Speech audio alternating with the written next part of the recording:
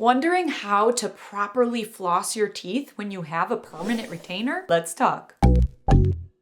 Hi, my name is Whitney and I'm a dental hygienist here to talk about how to properly floss your teeth when you have a lingual retainer, a retainer on the tongue side of your teeth. And before we get started, make sure to get my free oral care guide. Click the link in the description below or in the pinned comment to join thousands of people who have already discovered all of the essential components for an effective oral hygiene routine. This guide is an action plan for preventing and maintaining a happier and healthier smile. I made it just for you, for it can help you stay on top of your dental habits at home. Now, for today's video, first things first, you need to get yourself a floss threader or a bridge aid or super floss. Next, all you need is good technique, which we will go over right now. And there's one best technique, but not everyone can use this first best technique depending on how the wire is cemented onto your teeth, because sometimes the wire is cemented really close to the gums, and when it's too close to the gums, then you can't do the proper first technique that I prefer, that we're about to go over. But there's another option, a second technique as well, and we'll go over both. Let's go over the first way first. To properly floss around your retainer, first put your floss around the floss threader. Thread it through, then knot it. Tie a knot. You make a little knot so it's around it and now you're good to go. If you're using super floss, the hard piece is already attached, so it saves you a step. You don't have to knot anything, you just use the all-in-one super floss. No matter which one you're using, the first way to floss, the best way if you can do it, try to do it, you put the hard part in first and you go from the back side of the teeth, the lingual side, that's where you're going to start. You're going to put your threader under the wire and then go underneath and up. Then you're behind the bar, behind the teeth. You're between the tooth and the bar. Now you have access to flossing your teeth properly. Hug the tooth to the right,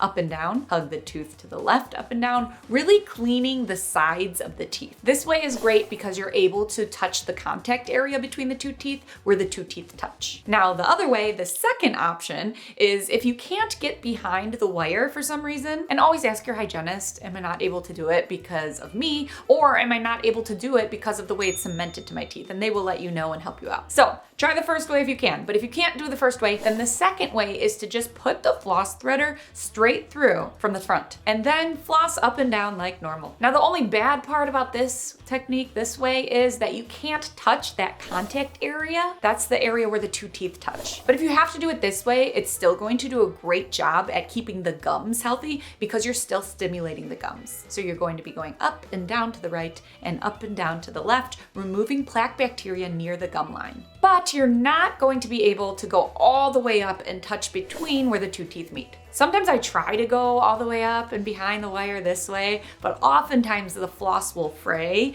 and it's not the best situation. You'll feel it getting stuck.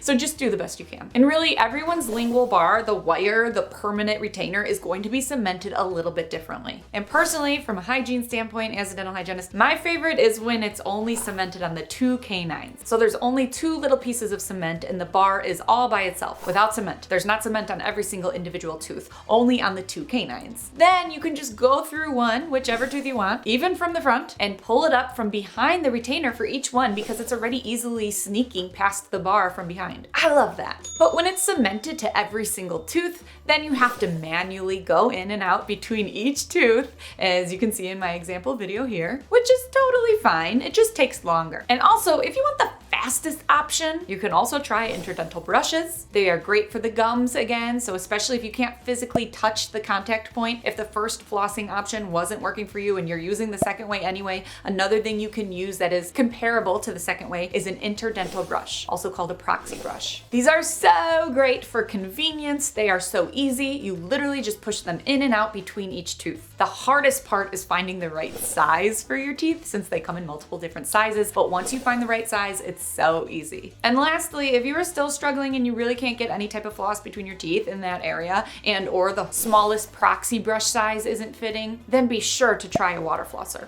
Honestly, even if you can get the string through the teeth, it can't hurt to add a water flosser as well in addition, since this area is more prone to the gums being irritated since food and debris tends to easily get stuck there. So water flossing is a great way to clean between those teeth in addition to the string or in addition to the proxy brush. And if you cannot get the string to go through at all, then make sure that you're water flossing that area each day, both the fronts and the backs. Side note, if you have an upper retainer as well, those tend to be more often cemented it's super close to the gums, meaning sometimes, most of the time, you just can't get the string to go through. So again, be sure you're water flossing that area if you can't get the string through. In all, whether you're using string floss with the bridge aids or super floss or a water flosser or interdental brushes, I have product links in the description box if you're interested. No matter which method or methods you're using, just make sure to clean between your teeth in these retainer areas at least once each day in order to keep your teeth and gums healthy. The lower front teeth specifically, even without having a permanent retainer, they tend to get lots of buildup. This area is a trouble area for everyone when it comes to plaque and tartar, so that's why it's extra important to keep it clean, especially when you have a retainer there. And to keep it clean, make sure you stay on routine and never miss a day of flossing.